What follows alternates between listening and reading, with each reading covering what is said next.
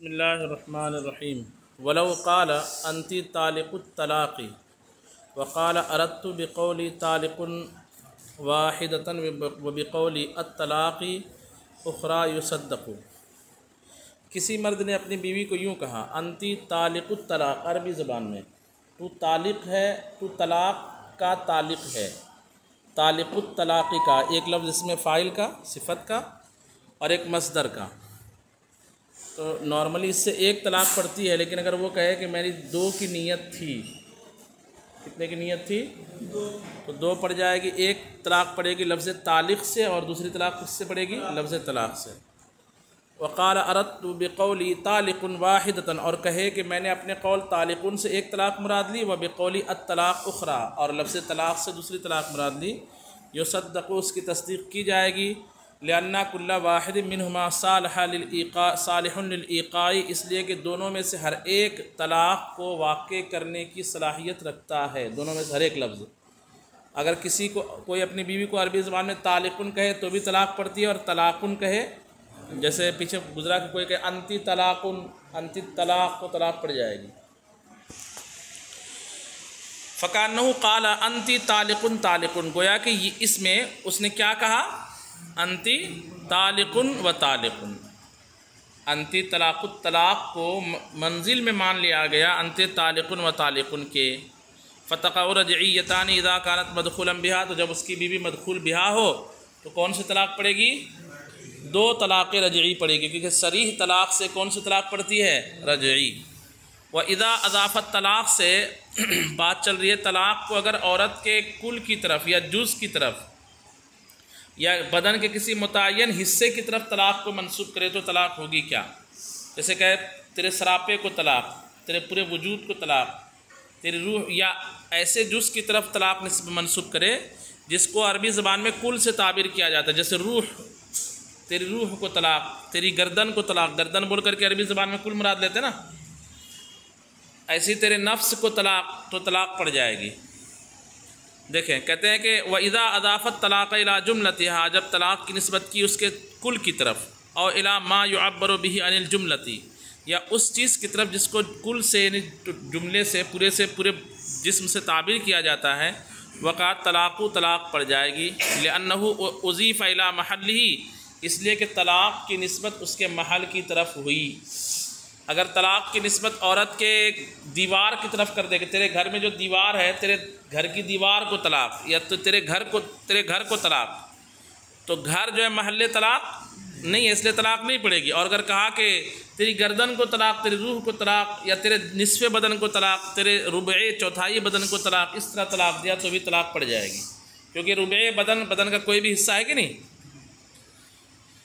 دیکھیے وَذَلِكَ مِثْلُ أَن يَقُولَ، اور وہ اس طرح ہے کہ کہے انتی طالقن، ڈائریکٹ کہ انتی طالقن، تجھے طلاق ہے، یہاں کل کی طرف نسبت کیا، لأن الطاء ضمیر المرأة، یہاں پہ تا مؤنث کی ضمیر ہے۔ او یقول، یا کہے رقبتک طالق، رقبتکی طالقن، تیری گردن کو طلاق، او عنقکی طالقن، تیری کیا بولتے ہیں تیرے گلے کو طلاق، او رأسکی طالقن، یا تیرے سر کو طلاق، او روح کی، او بدن کی، او جسد کی، او فرج کی، او وجہ کی، یہ سارے الفاظ عربی زبان میں اس کو کل سے تعبیر کرتے ہیں۔ کس سے تعبیر کرتے ہیں؟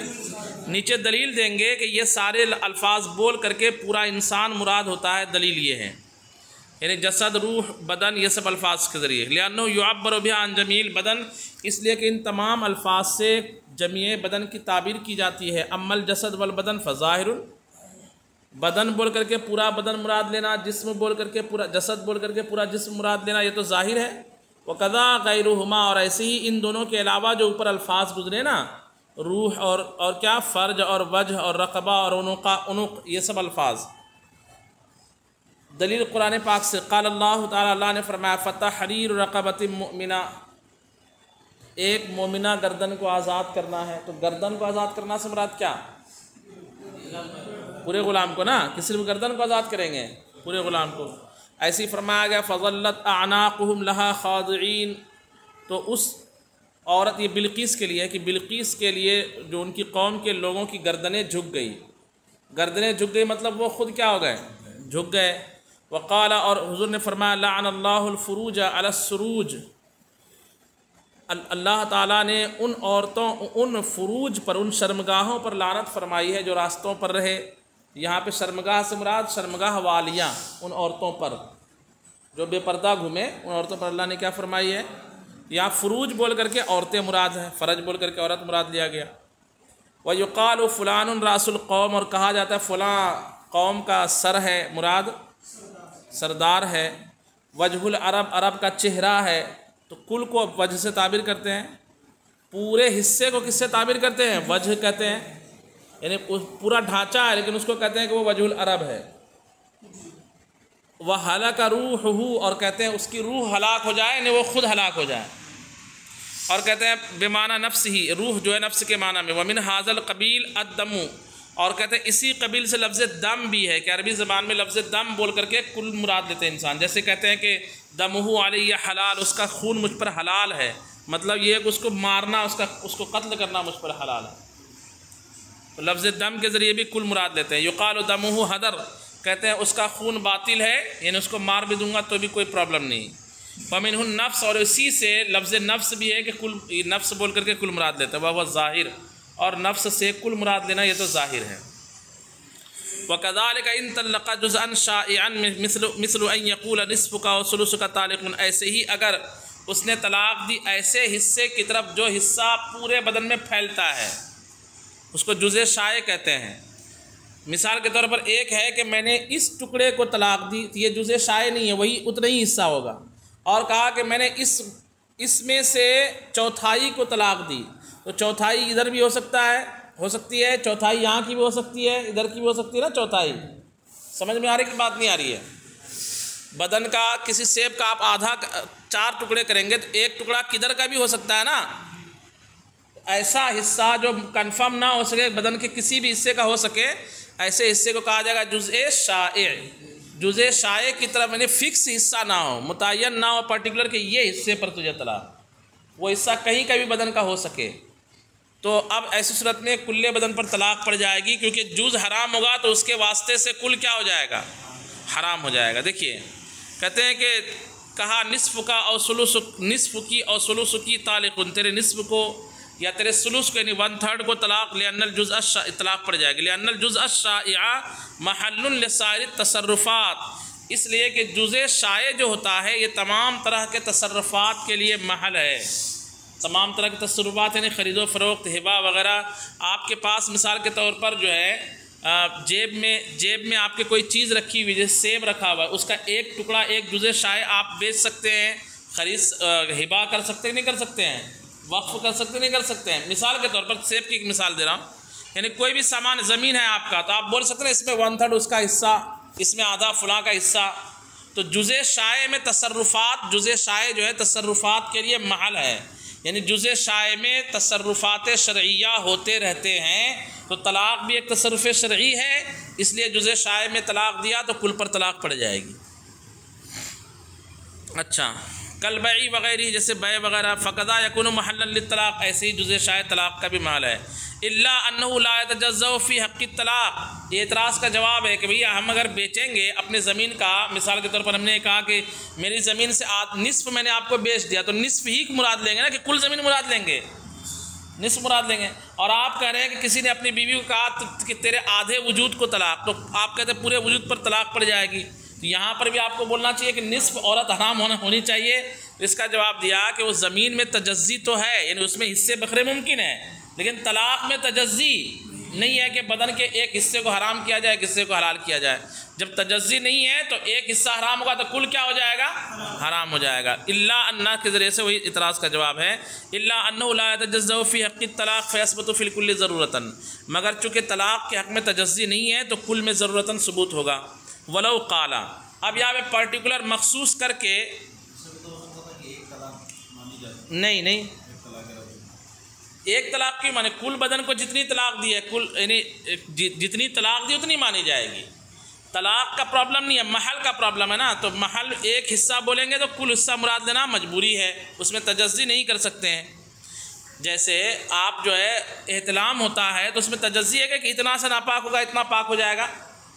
یا آپ مثال کے طور پر جو ہے نہانا آپ پر فرض ہے، ایسا ہے کیا کہ اتنا سے دھو لیا تو اس سے جو ہے آپ کا قرآن پاک کو چھونا جائز ہو جائے گا؟ کہ اتنا تو دھو ہی لیا نا، اس میں تجزی نہیں ہے نا، پاک کب ہوں گے آپ؟ ایسا ہے کہ اتنا سے دھو لے گے تو اتنا سا پاک ہو گیا، یا کلی کر لیا تو زبان پاک ہو گیا، اب میں قرآن پڑھنا شروع کر دوں؟ آپ پر نہانا فرض تھا اور صرف کلی کر لیا، تو طہارت میں تجزی ہے کیا؟ حکمن جو چیزیں ہوتی ہیں اس میں تجزی، یا تو آپ کل پاک ہوں گے یا کل پاک نہیں ہوں گے۔ ایسی طلاق جو پڑے گی تو کلے بدن کو پڑے گی یا کلے بدن کو نہیں پڑے گی؟ تو جزء شائع میں کلے بدن کو پڑے گی، اور اگر پرٹیکولر مخصوص کر دیا تیرے ہاتھ کو طلاق، تیری ناک کو طلاق، اور وہ حصہ ایسا ہے کہ جس کو عربی زبان میں کل سے تعبیر نہیں کیا جاتا۔ دیکھیں عرف کا تعلق ہے، کچھ الفاظ ایسے بھی ہوں گے اسی میں آئیں گے کہ جس میں عرف یہ ہے کہ اس کو بول کر کے عربی لوگ بعض علاقوں میں کل مراد لیتے ہیں، بعض علاقوں میں کل مراد نہیں لیتے ہیں، تو جہاں کل مراد لیتے ہیں طلاق پڑ جائے گی، اور جہاں نہیں لیتے ہیں طلاق نہیں پڑے گی۔ دیکھیے کہتے ولو قال یدو کی طالق، کسی نے کہا تیرے ہاتھ کو طلاق، اور رجلو کی طالق، یا تیرے پیر کو طلاق، لم یقع طلاق نہیں پڑے گی، کیونکہ رجل اور ید بول کر کے عربی زبان میں کل مراد نہیں لیتے ہیں۔ وقال ظفر والشافعی یقع، امام ظفر و شافعی نے فرمایا طلاق پڑ جائے گی۔ وکذالک الخلاف فی کل جزء معین لا یعبر به عن جمیع البدن، کہتے یہی تمام اختلاف ہر اس جز میں ہے جو معین ہو اور جس کو جمیع بدن سے تعبیر نہ کیا جاتا ہو۔ ہمارے نزدیک جسم کے حصے کو جمیع بدن سے تعبیر نہیں کیا جاتا، اس کو اگر طلاق دے تو طلاق نہیں پڑے گی، اور امام ظفر و شافعی کے نزدیک پڑ جائے گی۔ دلیل ان دونوں کی ہے، لہما ان کی دلیل ہے، انہو جزء مستمتع بعقد النکاح، کہ وہ جس جز کو یعنی عورت کا سر سے لے کر کے پیر کے تلوے تک جو ہے پورا جز، جب نکاح آپ کر لیتے ہیں تو ہر جز سے استمتاع یعنی فائدہ حاصل کرنا آپ کو کیا ہو جاتا ہے؟ جائز جاتا۔ آپ گردن پر ہاتھ رکھو گے، آپ بال کو سہلاؤ گے، لیکن اجنبیہ عورت ایسا کر سکتے ہیں کیا؟ تو نکاح کی وجہ سے ایک ایک جز میں حلت ثابت ہوئی، تو جن اجزاء میں حلت ثابت ہوئی تو طلاق کی وجہ سے ان اجزاء میں حرمت بھی کیا ہوگی؟ جو جز محل نکاح ہے وہی جز کیا ہو جائیں گے؟ محل طلاق بھی ہو جائیں گے۔ کیا سمجھ رہے کہ نہیں سمجھ رہے ہیں؟ لأنه جزء مستمتع بعقد النکاح، اس لیے کہ ہاتھ یا پیر جو ہے یہ نکاح کے عقد کی وجہ سے ایسا جز ہے جس سے فائدہ اٹھایا جاتا ہے۔ مستمتع کا معنی ہوگا جس سے استمتاع کیا جاتا ہے، تمتع فائدہ اٹھایا جاتا ہے۔ وما هذا حالہ یکون محلا لحکم النکاح، اور جس کی ایسی حالت ہو یعنی اس سے فائدہ اٹھانا جائز ہو تو وہ محل نکاح، تو وہ حکم نکاح کا محل ہوگا۔ فیکون محلا للطلاق، تو جو حکم نکاح کا محل ہوگا وہ حکم طلاق کا بھی کیا ہوگا؟ محل ہوگا۔ فیثبت الحکم فیہ قضیۃ للاضافتی، تو اس میں حکم ثابت ہو جائے گا نسبت کو مکمل کرنے کے لیے، کہ جب اضافت نکاح اس کی طرف جائز ہے تو اضافت طلاق بھی کیا ہو جائے گی؟ جائز جائے گی۔ ثم یسری الی الکلی، پھر یہ اعتراض کا جواب ہے کہ ٹھیک ہے آپ نے کہا ہاتھ کو طلاق پڑے گی تو ہاتھ ہی حرام ہونا چاہیے، آپ کو یہ کہنا چاہیے کہ صرف ہاتھ حرام ہے، ہاتھ کو طلاق دے کا نہیں۔ ثم یسری الی الکلی، پھر یہ حرمت کل کی طرف کیا ہو جائے گی؟ سرایت کر جائے گی۔ ثم یسری الی الکلی، پھر یہ حرمت کل کی طرف سرایت کرے گی، یا حکم طلاق کل کی طرف سرایت کرے گا۔ کما فی الجزء الشائع، جیسا کس میں ہوتا تھا؟ جزء شائع میں ہوتا تھا۔ بخلاف ما اذا اضیف الیہ النکاح، بخلاف اس صورت کے جب اس کی طرف نکاح کو منسوب کیا جائے۔ یہ بھی ایک اعتراض کا جواب ہے۔ امام شافعی پر ہم نے یہ کہا کہ اچھا آپ یہ کہہ رہے ہیں کہ ایک ہاتھ کو طلاق دے تو پوری عورت اس پر حرام ہو جائے گی، تو کوئی اگر کہے کہ میں نے تیرے ہاتھ سے نکاح کیا تو پوری عورت اس کے لیے کیا ہونی چاہیے؟ حلال ہونی چاہیے، لیکن آپ بھی کہتے ہو کہ اس صورت میں نکاح منعقد نہیں ہوگا۔ اس کا جواب امام شافعی کی طرف سے اس کا جواب کہتے ہیں لأن التعدی ممتنع، اس لیے کہ تعدی جو ہے سرایت کرنا یہ یہاں پہ ممتنع ہے۔ ایسا ہو سکتا ہے کہ ایک جو ہے چیز حلال اور حرام ہو تو حرام ہو جائے، لیکن ایسا نہیں ہے کہ ایک چیز حلال و حرام ہو تو حلال ہو جائے۔ جب ایک ہی جگہ پر حلت و حرمت جمع ہو تو حکم کون سا رکھتا ہے؟ وہ حرمت کا رکھتا ہے۔ تو اس لیے حرمت تو سرایت کرے گی لیکن حلت سرایت، ہاتھ کو اگر ہاتھ سے نکاح کیا تو ہاتھ حلال اور پورا بدن کیا؟ حرام نا۔ تو جب پورا بدن حرام تو ہاتھ پر بھی ہم کون سا حکم لگا دیں گے؟ اور طلاق میں کیا ہے کہ ہاتھ کو طلاق دیا تو ہاتھ حرام اور پورا بدن حلال، تو ایسا نہیں بولیں گے کہ جب ہاتھ حرام پورا بدن حلال تو بدن حلال رہے اور ہاتھ حرام رہے، بلکہ یہ حرمت ہر جگہ کیا ہو جائے گی؟ تو حلت سرایت نہیں کرے گی لیکن حرمت کیا ہو جائے گی؟ سرایت کر جائے گی. لأن التعدی ممتنع، اس لیے کہ نکاح میں حلال کی حرمت کا یہ تعدی کرنا یہ ممتنع ہے. تعدی یعنی بڑھنا، ہاتھ سے لے کر کے پورے جسم میں متعدی ہونا یہ ممتنع ہے. اذ الحرمت فی سائر الاجزاء تغلب الحل فی هذا الجزء، اس لیے کہ تمام اجزاء کی جو حرمت ہے وہ اس جز میں حلت پر غالب آ جائے گی. کہا ہاتھ سے نکاح کروں گا تو ہاتھ کے علاوہ جو تمام اجزاء میں حرمت ہے نا، یہ حرمت اس ہاتھ کی حلت پر کیا ہو جائے گی؟ وفی الطلاق الامر علی القلب، اور طلاق میں معاملہ الٹا ہے، ہاتھ کی حرمت تمام حلت پر کیا ہو جائے گی؟ طلاق میں ایسی ہوگا نا، ایک ہاتھ کو طلاق دیا تو یہ طلاق ایک ہاتھ کی حرمت جو ہے تمام بدن پر کیا ہو جائے گی؟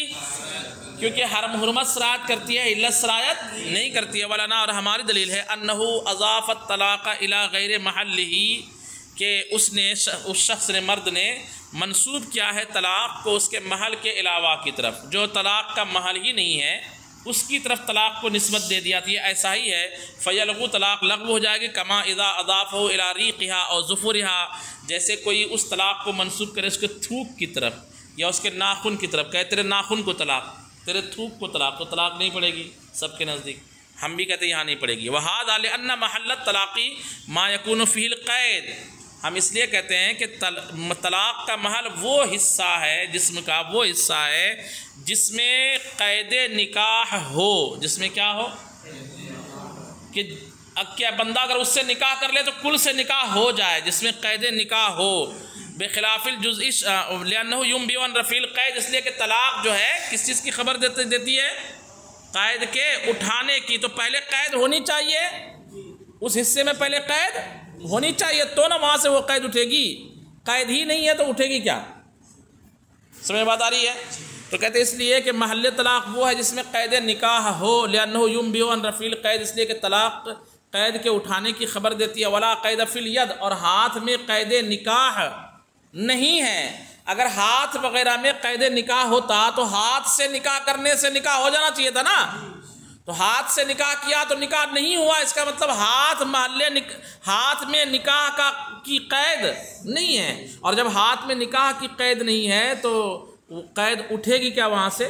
پہلے قید ہونی چاہیے تو نہ اٹھے گی. سمجھ میں بات آ رہی کہ نہیں آ رہی؟ اندھیرا رہے تو دور ہوگا نا، اور پہلے سے روشنی ہے تو کون سا اندھیرا دور ہوگا؟ ولا قید فی الید، اور ہاتھ میں کوئی قید نہیں. ولہذا لا تصح اضافۃ النکاح الیہ، اسی لیے تو نکاح کی ہاتھ کی طرف نسبت کرنا صحیح نہیں. بخلاف الجزء الشائع، بخلاف جزء شائع کے. یہ امام شافعی کے جو انہوں نے قیاس کیا کہ جزء شائع اور ہاتھ دونوں ایک ہی جیسا ہے، تو کہا نہیں ایسا نہیں ہے. جزء شائع کی طرف نکاح کو منسوب کیا تو نکاح ہو جائے گا. کسی نے کہا میں نے تیرے آدھے بدن سے نکاح کیا تو کل بدن سے نکاح مان لیا جائے گا. لأنه محل للنکاح عندنا، اس لیے کہ ہمارے نزدیک جزء شائع جو ہے نکاح کا محل ہے، لیکن یہ مخصوص حصہ ہاتھ پیر یہ نکاح کا محل نہیں ہے. حتی تصح اضافۃ الیہ، یہاں تک کہ نکاح کو اس کی طرف منسوب کرنا صحیح ہوگا. فقضا یکون محلا للطلاق، اسی طرح سے محل طلاق ہونا بھی صحیح ہوگا. واختلفوا فی الظہر والبطن، اور فقہاء نے اختلاف کیا ہے ظہر یعنی پیٹھ میں اور کس میں؟ پیٹ میں. اگر کسی نے کہا پیٹ میں طلاق تو اس میں اختلاف ہے. والاظہر انہ لا یصح، اور زیادہ صحیح یہی ہے کہ یہ طلاق صحیح نہیں ہے. لأنہ لا یعبر بہما عن جمیع البدن، اس لیے کہ ظہر اور بطن کو جمیع بدن سے تعبیر نہیں کیا جاتا. وان طلقا نصف تطلیقۃ، کسی نے آدھی طلاق دی، کتنی؟ اور ثلثھا یا 1/3، ایک تہائی طلاق دی، تجھے ایک تہائی طلاق ہو تو طلاق میں تجھے تجزی نہیں ہے، تو ایک عدد کا کتنا ہی کم سے کم جز بولے، کا ایک طلاق کے 100 گنا میں سے 1 گنا تجھے طلاق، تو بھی کتنی طلاق پڑے گی؟ 1 طلاق پڑ جائے گی. بات سمجھ میں آ رہی کہ نہیں آ رہی ہے؟ کیونکہ طلاق میں تجزی بولیے نہیں ہے، پارٹ نہیں ہے کہ اتنی اور اتنی اور اتنی، ایک طلاق کے چند حصے کر کے تھوڑی تھوڑی طلاق دے، ایسا ہے کیا؟ یا تو 1 طلاق پڑے گی یا 2 یا 3. تو طلاق میں تجزی نہیں ہے، تو جس عدد کا جو جز بولے گا اتنی طلاق پڑ جائے گی. اگر کہا تجھے 2 طلاق کا 2 نصف، کیا 2 طلاق کا آدھا تجھے طلاق ہے تو 2 طلاق پڑے گی، آدھی طلاق ہے. 3 طلاق کے 3 نصف ہے تو کتنی طلاق پڑے گی؟ 3 پڑ جائے گی. اس طرح سے، یعنی جس عدد کو اس نے کاٹ کر کے بیان کیا، تقسیم کر کے بیان کیا، وہ تقسیم کرنا نہیں مانا جائے گا، سمجھ گئے بات کو، وہ پورا عدد مانا جائے گا۔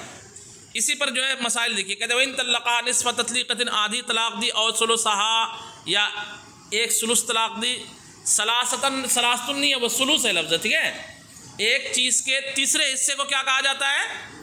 ثلث۔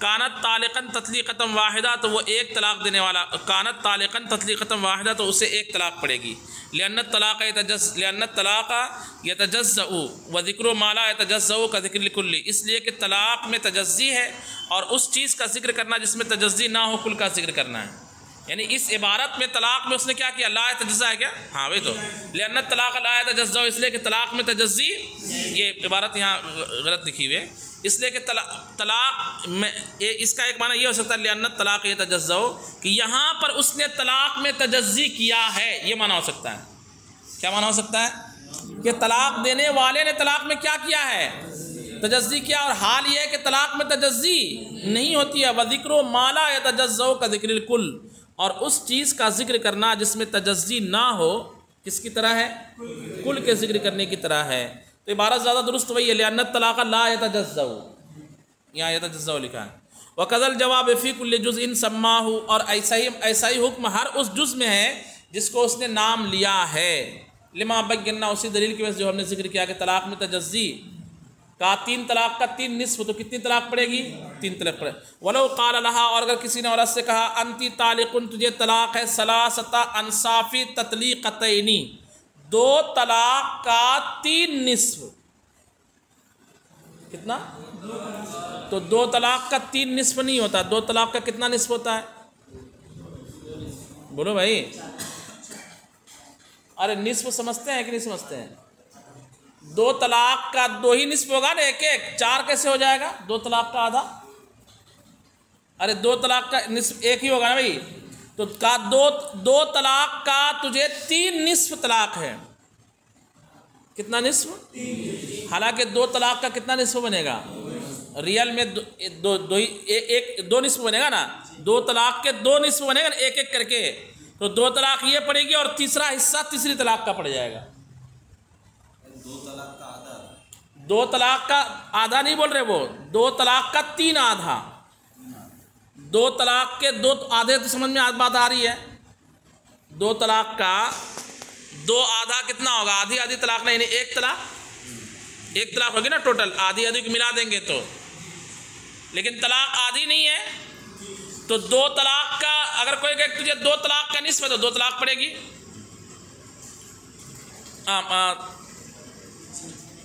دو طلاق کا نصف ہے نا، دو طلاق کا نصف اگر کہا تو دو طلاق پڑے گی، اور دو طلاق کا تین نصف کا کیا کہا، تو تین نصف نہیں ہے نا، دو طلاق کا نصف ہے تو ایک طلاق، معاف کیجیے، دو طلاق کا نصف ایک طلاق پڑے گی، اور اگر کہا دو طلاق کا تین نصف تو ایک طلاق اور آدھی طلاق، یہی ہوگی نا تین نصف، تین نصف یہ ہوگی نا، تو دو طلاق پڑ جائے گی، کہتے ہیں کہ ولو قال لها انت طالق ثلاثۃ انصاف تطلیقتین فیت طالق، تین طلاق پڑے گی، فیت طالق ثلاثا، تو اس کو کتنی طلاق پڑے گی، دو طلاق کا دو نصف، تو ہر طلاق کا نصف نصف دو ہوا، اور تیسرا نصف کہاں جائے گا، وہ تیسری طلاق میں جائے گا، دو طلاق کا دو نصف، تو ہر طلاق کا نصف نصف، ایک طلاق کا ایک نصف دیا ایک طلاق پڑے گی، دوسری طلاق کا ایک نصف دیا تو دو طلاق پڑے گی، اور ایک تیسرا نصف بھی اس نے کہا ہے، اس طرح تین طلاق پڑ جائے گی، لأن نصف تطلیقتین تطلیقۃ، اس لیے کہ دو طلاق کا نصف ایک طلاق ہے، فإذا جمع بین ثلاثۃ انصاف،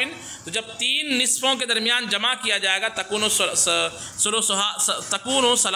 ضرورتاً، تکون ثلثھا ضرورتاً، تو ضرورتاً وہ طلاق کا ایک ثلث ہو جائے گا، ولو قال انت طالق ثلاثۃ انصاف تطلیقتین، اور اگر کہا تجھے ایک طلاق کے تین نصف طلاق ہے، ایک طلاق کے کتنے، ایک طلاق کے تین نصف، یوں کہا ایک طلاق کا تین نصف تجھے طلاق ہے، قیل یقع تطلیقتان، تو ایک روایت میں کہا گیا کہ اس کو کتنی طلاق پڑے گی، ایک طلاق کا تین نصف، تو ایک طلاق کے نصف کتنے ہوں گے، دو ہوں گے پہلے، تو دو کا نصف آدھا، تو ایک طلاق پڑے گی اس سے، اور تیسرا نصف اس سے ایک طلاق پڑ جائے گی، چلے وقت ہو چکا آپ کا۔